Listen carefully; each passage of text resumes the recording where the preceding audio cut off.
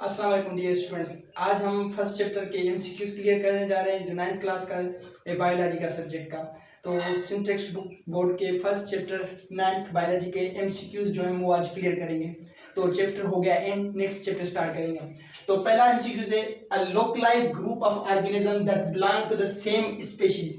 एक ऐसा group of organism जो सेम स्पीशीज से ताल्लुक रखता हो, जिनकी स्पीशीज जो वो सेम हो, उसको हम क्या कहेंगे। फॉर एग्जांपल इंसानों का 10-15 लोगों का मजमा है, हमें इसको क्या कहेंगे इंसानों को।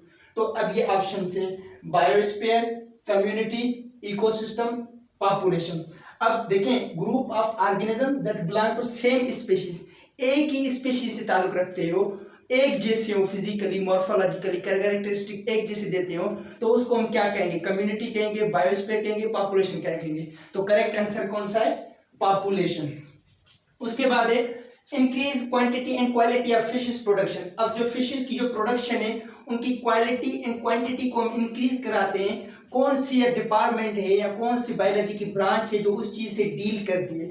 तो फर्स्ट है फिशरीज, दूसरा है फार्मिंग, तीसरा है एनिमल हस्बेंड्री, चौथा है फॉरेस्ट्री। अब फॉरेस्ट्री तो आपको पता है जंगल को हम कहते हैं, ये एनिमल हस्बेंड्री एनिमल्स के बारे में, ठीक है। फार्मिंग तो डिफरेंट चीज की होती है, प्लांट्स की भी होती है, एनिमल्स की भी होती है, किस तरह की फार्मिंग कर रहे हैं, ठीक है। तो अब जो फिशेस से रिलेटेड है, फिश की प्रोडक्शन से रिलेटेड है, तो इसका करेक्ट आंसर होगा फिशरीज।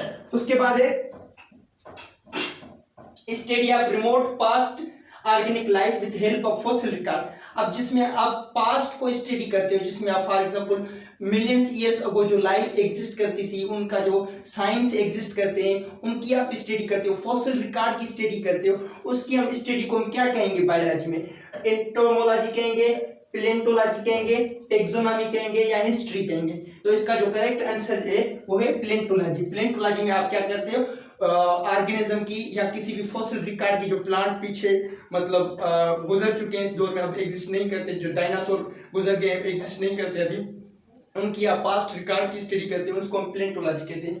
उसके बाद कहते हैं laws and techniques of physics are applied to explain living. Physics के लॉज जो हैं वो अप्लाई करके हम लाइफ को समझते हैं या एक्सप्लेन करते हैं, प्रोसेस ऑफ लाइफ को हम एक्सप्लेन करते हैं, यूनिवर्स को एक्सप्लेन करते हैं। उसकी ब्रांच ऑफ बायोलॉजी को हम क्या कहेंगे, बायोमेट्री कहेंगे, बायोस्टैटिक कहेंगे, बायोफिजिक्स कहेंगे या बायोइकोनॉमिक्स कहेंगे। फिजिक्स के लॉज यूज कर रहे हो, टेक्निक्स यूज कर रहे हो, तो कॉमन आंसर होगा बायोफिजिक्स। उसके बाद है science of diagnose and treatment of disease. Science of diagnose and treatment of disease, जिसमें आप डिजीज को ट्रीट करते हो। फॉर एग्जांपल मेरे मुंह में छाले आ गए, तो अब इसको छाले को मिटाने के लिए या इसे रिलीफ के लिए मैं क्या करूंगा, जाहिर बात है मेडिसिन इनटेक करूंगा। तो इसमें क्या कह रहा है कि science of diagnose and treatment of disease, treatment करते हैं जिसमें डिजीज का, उस साइंस को हम क्या कहते हैं, उसको हम कहते हैं साइंस ऑफ मेडिसिन। उसके बाद दो एमसीक्यूज रह जाते हैं।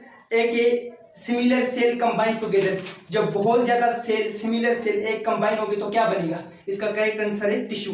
Scientific name of frog, frog का साइंटिफिक नेम क्या है, राना टिग्रिना। ये 2006 का लम्स यूनिवर्सिटी का एमसीक्यूज है, ठीक है। उसके बाद है select the sequence of biological organization. अब एटम्स मिलके बनाते हैं मॉलिक्यूल बनाते हैं, सेल मिलके बनाते हैं, टिश्यू मिलके बनाते हैं ऑर्गन्स। उसके बाद है वोनवेक्स पेलोफेटिक जीनस किसका है, ग्रीन एल्गी का है। तो ये आपका चैप्टर हुआ and with MCQs. Next chapter 9th biology का हम स्टार्ट करेंगे सुबह से। So thank you for watching this video.